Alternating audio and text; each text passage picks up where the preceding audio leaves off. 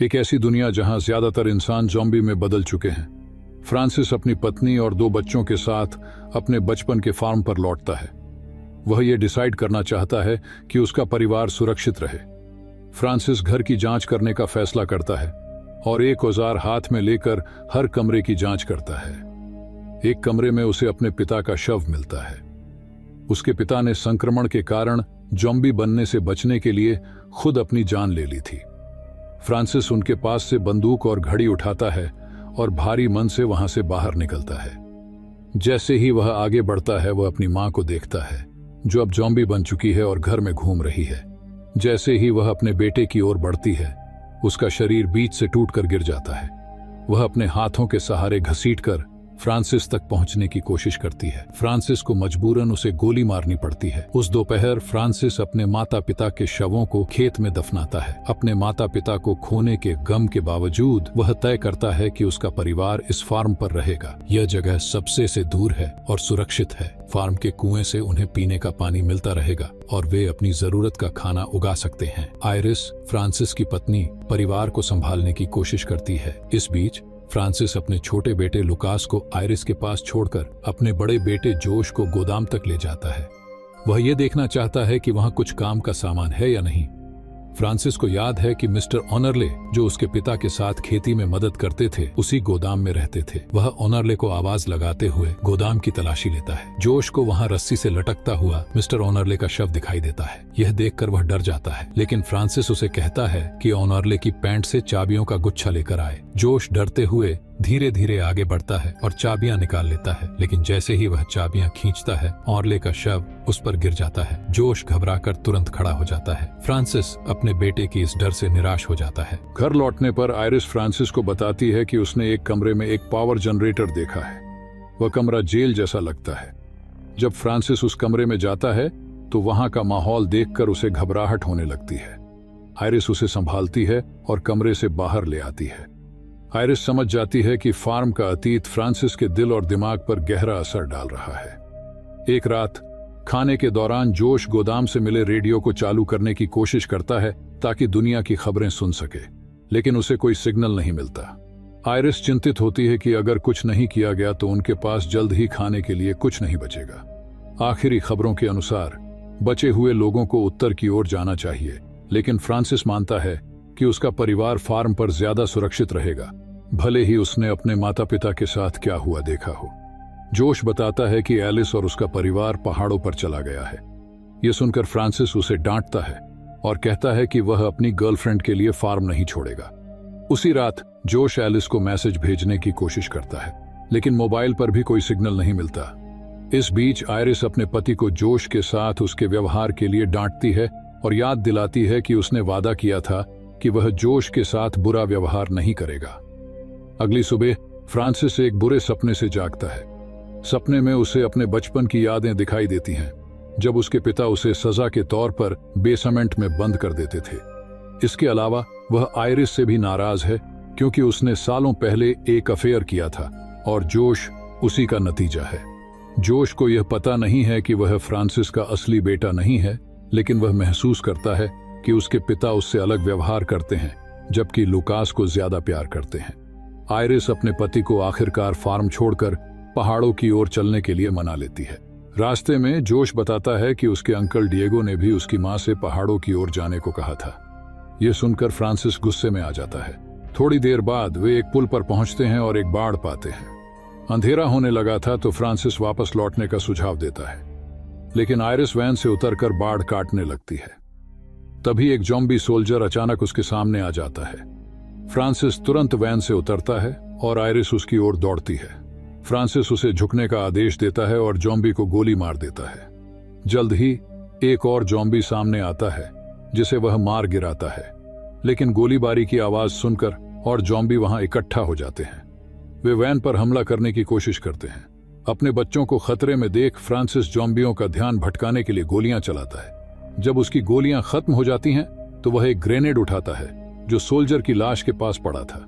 Francis grenade फेंकता है और एक झटके में सभी ज़ॉम्बियों का सफाया कर देता है। इसके बाद वह अपने परिवार से मिलता है और वे सब फार्म लौट जाते हैं। उन्हें एहसास होता है कि बाहरी दुनिया बहुत खतरनाक है। 2 हफ्ते बाद फ्रांसिस वैन लेने के लिए पुल पर वापस जाता है और पाता है कि वह अभी भी चल रही है, लेकिन वह परिवार को फार्म पर रोकने के लिए झूठ बोलता है कि वैन खराब हो गई है। उस दिन फ्रांसिस जनरेटर ठीक करता है और उनके घर में फिर से बिजली आ जाती है। परिवार एयर कंडीशनिंग और संगीत का आनंद लेता है। बच्चों के साथ डांस करने के बाद फ्रांसिस अपनी शादी की रिकॉर्डिंग देखने के लिए टीवी चालू करता है, लेकिन आयरिस उसके साथ बैठने की बजाय अपने कमरे में चली जाती है। अगली सुबह फ्रांसिस अपनी पत्नी से माफी मांगता है। वह चाहता है कि वे अपनी शादी को दोबारा बनाएं और एक खुशहाल परिवार के रूप में आगे बढ़े। आयरिस उसकी ईमानदारी देखकर सहमत हो जाती है।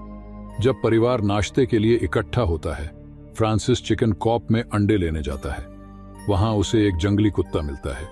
जब वह उसे भगाने की कोशिश करता है तो कुत्ता उसे काट लेता है। आयरिस, जो एक नर्स है, फ्रांसिस के हाथ की पट्टी करती है और उसे अस्पताल जाकर रेबीज का टीका लगवाने के लिए कहती है, लेकिन फ्रांसिस मना कर देता है। उसी वक्त दोनों पति पत्नी एक अजीब आवाज सुनते हैं, जिससे कहानी में एक नया मोड़ आता है। जोश रेडियो पर सिग्नल पाने की कोशिश कर रहा था और उसे किसी कैंपसाइट के बारे में बात करते हुए किसी की आवाज सुनाई दी, लेकिन फ्रांसिस ने उसकी बातों पर ध्यान नहीं दिया, क्योंकि वह मानता था कि परिवार के लिए सबसे सही फैसला यही है कि वे फार्म पर ही रहें। उस दोपहर जोश बार बार कहता रहा कि उसने रेडियो पर कुछ महत्वपूर्ण सुना और उसने अपने पिता को उन लोगों को खोजने के लिए मनाने की कोशिश की, लेकिन उसकी जिद से गुस्से में आकर फ्रांसिस कहता है कि बाहर जाने से पहले जोश को अपनी रक्षा करना सीखना होगा। इसलिए फ्रांसिस उसे गन्ने के खेत में ले गया और उसे एक पिस्तौल देकर निशाना लगाने की प्रैक्टिस करवाई। जोश एक बोतल पर निशाना लगाने की कोशिश करता है, लेकिन बार बार चूक जाता है। फ्रांसिस इस बात से नाराज होकर उसे डांटने लगता है। गोली चलने की आवाज सुनकर आयरिस वहां पहुंचती है और अपने पति को डांटती है, क्योंकि वह जोश को बेइज्जत कर रहा था। डरे हुए जोश ने आखिरकार रोते रोते बोतल पर निशाना लगा दिया। कुछ ही मिनटों में परिवार को एहसास हुआ कि गोली चलने की आवाज से ज़ॉम्बियों का झुंड उनकी ओर आ रहा है। फ्रांसिस ने लुकास को अपनी गोद में उठाया और सबको घर भागने को कहा, लेकिन ज़ॉम्बी उनका पीछा करते रहे। घर पहुंचने के बाद परिवार ने मुख्य दरवाजे को मजबूत किया और बालकनी पर छिप गए। अंधेरा होने लगा था और जब फ्रांसिस ने बालकनी से बाहर झांक कर देखा तो वह डर गया। वहां दर्जनों ज़ॉम्बी दरवाजा तोड़ने की कोशिश कर रहे थे। तभी एक गाड़ी वहां आकर रुकती है और उसका ड्राइवर ज़ॉम्बियों का ध्यान भटकाने के लिए हॉर्न बजाने लगता है। ज़ॉम्बी घर छोड़कर गाड़ी का पीछा करने लगते हैं और गाड़ी तेजी से वहां से निकल जाती है। सुबह जब फ्रांसिस घर के नुकसान का जायजा लेने गया तो उसने देखा कि चिकन कॉप पूरी तरह से बर्बाद हो चुका है। फार्म से कुछ ही दूरी पर उसने अपनी भाई डिएगो की गाड़ी देखी। डिएगो ने बताया कि उसकी पत्नी और बेटा अब इस दुनिया में नहीं रहे। उसने अपने माता पिता की खबर लेने के लिए फार्म पर लौटने की कोशिश की थी, लेकिन उन्हें भी इन्फेक्टेड पाया। डिएगो ने पास्ट की गलतियों के लिए माफी मांगी और फ्रांसिस से सुलह करने की कोशिश की। उसने यह भी बताया कि उसे डेल्टा कैंप का रास्ता पता है, जहां जीवित लोग शरण लिए हुए हैं, लेकिन फ्रांसिस ने उसकी मदद लेने से इनकार कर दिया और उसे जाने को कहा। डिएगो ने जाते जाते एक नक्शा फ्रांसिस को दिया और कहा कि अगर वह कभी अपना मन बदले तो इसका इस्तेमाल कर सकता है। उस दिन फ्रांसिस ने घर की खिड़कियों को लकड़ी की तख्तियों से ढक दिया ताकि कोई और हमला ना हो सके। लुकास घर के चारों ओर मच्छरों का पीछा करते हुए बेसमेंट में पहुंच गया, जहां उसने खिड़की के बाहर एक ज़ॉम्बी देखा और डर गया। आयरिस ने उसे दिलासा दिया और बताया कि ये जीव कमजोर हो रहे हैं। अगर इन्हें इंसानी मांस नहीं मिला तो वे धीरे धीरे मर जाएंगे। गन्ने के खेत में फ्रांसिस ने उस ज़ॉम्बी को ढूंढा और अपने वेपन से उसका सिर धड़ से अलग कर दिया। खून से सने कपड़ों के साथ वह घर लौटा और अपने परिवार को बताया कि वह ज़ॉम्बी ने उस पर हमला किया। सिर देखकर जोश और लुकास डर गए और भागकर घर में चले गए। आयरिस ने फ्रांसिस को डांटा क्योंकि वह बच्चों को डरा रहा था। उसने महसूस किया कि फ्रांसिस जानबूझकर अपने परिवार को डराना चाहता है ताकि वे फार्म छोड़ने का विचार भी न करें। हफ्तों बाद साल के अंत में फ्रांसिस ने अपने परिवार के लिए एक सरप्राइज तैयार किया। उसने क्रिसमस ट्री लगाया और पूरे घर को सजावट से सजा दिया। जब बच्चों ने यह देखा तो वे उत्साहित हो गए और घर में खुशी का माहौल छा गया। डिनर के दौरान जोश ने कहा कि उसने रेडियो पर एक कैंपसाइट के बारे में कुछ सुना है, लेकिन फ्रांसिस ने उसे अनसुना कर दिया। जब जोश ने बार बार इस बारे में बात की तो फ्रांसिस गुस्से में आ गया और उसे कहा कि उसे खुद की रक्षा करना सीखनी चाहिए। उस रात फ्रांसिस ने बच्चों से पूछा कि वे सांता क्लॉज से क्या उपहार चाहते हैं। लुकास ने कहा कि वह एक साइकिल चाहता है, लेकिन जोश की मांग ने सभी को चौंका दिया।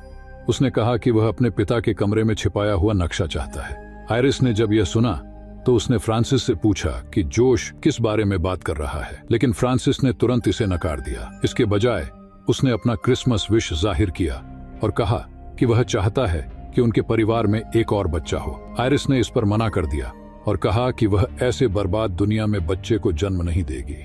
उसने फ्रांसिस से अपना सबसे बड़ा ख्वाब भी जाहिर किया कि वह इस फार्म से निकलना चाहती है। फ्रांसिस ने बच्चों को ब्लैकमेल करने के लिए कहा कि ज़ॉम्बी संकट के आने से पहले आयरिस उन्हें छोड़कर भागने की योजना बना रही थी। ये सुनकर बच्चे अपनी मां से नाराज हो गए। रोते हुए आयरिस ने सच बताया कि वह फ्रांसिस के साथ रहकर बहुत दुखी थी और एक नई जिंदगी शुरू करना चाहती थी। जब आयरिस ने नक्शा मांगा तो फ्रांसिस ने उसे जला दिया। यह देखकर आयरिस गुस्से में आ गई और उसने उसे थप्पड़ मार दिया। उसी रात उनका परिवार पूरी तरह से टूट गया। जोश ने अपने पिता का सामना किया और उसे दरवाजे को बंद करने से रोकने की कोशिश की, लेकिन फ्रांसिस को लगा कि परिवार उसके खिलाफ साजिश कर रहा है। गुस्से में उसने जोश पर हमला कर दिया। आयरिस ने किसी तरह अपने बेटे को बचाया। तभी एक सैनिक कोरकर दरवाजे पर आया और मदद की गुहार लगाने लगा। फ्रांसिस ने दरवाजा खोलने से मना कर दिया, लेकिन जोश ने सैनिक को अंदर आने दिया। कोरकर ने बताया कि डेल्टा कैंप जिंदा बचे लोगों के लिए सुरक्षित है। उसने यह भी कहा कि रास्ते में उसने एक आदमी से मदद ली जिसने उसे इस फार्म तक पहुंचाया। यह सुनकर आयरिस को पता चला कि डिएगो अभी भी जिंदा है और फ्रांसिस ने झूठ बोला था। आखिरकार फ्रांसिस ने कोरकर को बेसमेंट में बंद कर दिया। सुबह जोश ने अपनी मां को अलविदा कहा और कहा कि वह डिएगो को ढूंढने जाएगा। उसने यह भी बताया कि उसे पता चल गया है कि फ्रांसिस उसका असली पिता नहीं है। जब फ्रांसिस को जोश के भागने की खबर मिली तो उसने कोरकर को हथौड़े से मारकर मार डाला। आयरिस ने लुकास को बचाने की कोशिश की, लेकिन फ्रांसिस ने उसे घायल कर दिया और उसे बेसमेंट में बंद कर दिया। अब वह अपने बेटे और पत्नी को अंधेरे में कैद करके रखता है। फ्रांसिस ने जंगली कुत्ते को मार डाला जो पहले उसे काट चुका था और उसका मांस पकाकर अपनी पत्नी और बेटे को खाने के लिए दिया। यह दृश्य भयानक हो चुका था, जहां फ्रांसिस अपने परिवार को बंदी बनाकर उनकी जिंदगी पर पूरी तरह से हावी हो गया था। हालांकि आयरिस और लुकास भूखे थे, उन्होंने फ्रांसिस द्वारा दिए गए खाने को खाने से इनकार कर दिया। गुस्से में फ्रांसिस ने खाना जमीन पर फेंक दिया। इस बीच आयरिस ने इस मौके का फायदा उठाकर उस चाकू को छुपा लिया जिससे फ्रांसिस मांस काट रहा था। फिर उसने फ्रांसिस को समझाने की कोशिश की वह उन्हें जाने दे और वादा किया कि वह उसे कभी छोड़कर नहीं जाएगी। हालांकि फ्रांसिस को पता था कि आयरिस सच नहीं बोल रही है। उसने चाकू उठाया और कमरे से बाहर चला गया। जैसे ही फ्रांसिस ने दरवाजा बंद किया, आयरिस ने खिड़की से लकड़ी की पट्टियां हटाने के लिए एक क्रोबार का इस्तेमाल किया, लेकिन वह गिर गई और बेहोश हो गई। कुछ देर बाद लुकास ने उसे उठाया। दोनों ने मिलकर भागने की योजना बनाई। लुकास ने जोर जोर से चिल्लाना शुरू कर दिया। चिंतित फ्रांसिस बेसमेंट में आया, लेकिन जैसे ही वह झुका, आयरिस ने उसके पीठ में एक धातु की वस्तु से वार कर दिया। आयरिस और लुकास वहां से भाग निकले और बेसमेंट का दरवाजा बंद कर दिया। फ्रांसिस ने गुस्से में गोली चलानी शुरू की, लेकिन वह उन्हें नहीं रोक पाया। भागने की कोशिश में आयरिस ने कुछ सामान और एक वेपन उठा लिया। जैसे ही उन्होंने घर से बाहर कदम रखा, उन्होंने डिएगो को देखा जो अब एक ज़ॉम्बी बन चुका था। डर के मारे वे वापस घर लौट आए, लेकिन डिएगो ने दरवाजा तोड़कर अंदर घुसने की कोशिश की। आयरिस ने अपनी और लुकास की जान बचाने के लिए सामान का इस्तेमाल किया। लुकास ने टॉर्च से ज़ॉम्बी पर हमला किया, जिससे डिएगो ने उसे छोड़ दिया और लुकास का पीछा करने लगा। तभी फ्रांसिस ने दरवाजा तोड़ा और डिएगो पर हमला किया। डिएगो को मारने के बाद फ्रांसिस ने आयरिस को घर में ज़ॉम्बी लाने के लिए डांटा। तभी लुकास ने अपनी बांह पर ज़ॉम्बी के काटने का निशान दिखाया। आयरिस को समझ आ गया कि अगर तुरंत कार्रवाई नहीं की गई तो लुकास भी ज़ॉम्बी बन जाएगा। आयरिस ने वेपन से लुकास की बांह काटने का फैसला किया। उसने बेटे को एनेस्थेटिक दिया, वेपन को स्टरलाइज किया और उसके मुंह में कपड़ा डालकर दर्द को सहने की तैयारी की। भयंकर दर्द के बावजूद उसने लुकास की जान बचाने के लिए उसका हाथ काट दिया। लुकास को बचाने के लिए आयरिस ने फ्रांसिस से मदद मांगी ताकि वह लुकास को अस्पताल ले जा सके। फ्रांसिस वैन लेने के लिए पुल की ओर भागा। रास्ते में उसने जोश को देखा, जो अपने खून से सने पागल पिता को देखकर डर गया। जोश ने गन तान ली और फ्रांसिस को नजदीक आने से मना किया, लेकिन फ्रांसिस ने उसकी बात नहीं सुनी और आगे बढ़ा। घबराकर जोश ने गोली चला दी, जो फ्रांसिस के सीने में लगी। फ्रांसिस जमीन पर गिर पड़ा। जोश को अपनी हरकत पर पछतावा हुआ और उसने अपने पिता की मदद करने की कोशिश की, लेकिन फ्रांसिस की मौत हो गई। अपने पिता को खोने के बाद जोश खेत की ओर लौटने का फैसला करता है और अपनी माँ और भाई से मिलने के लिए वैन में बैठ जाता है। सो इसी सस्पेंस के साथ ये कहानी यहीं पर समाप्त होती है।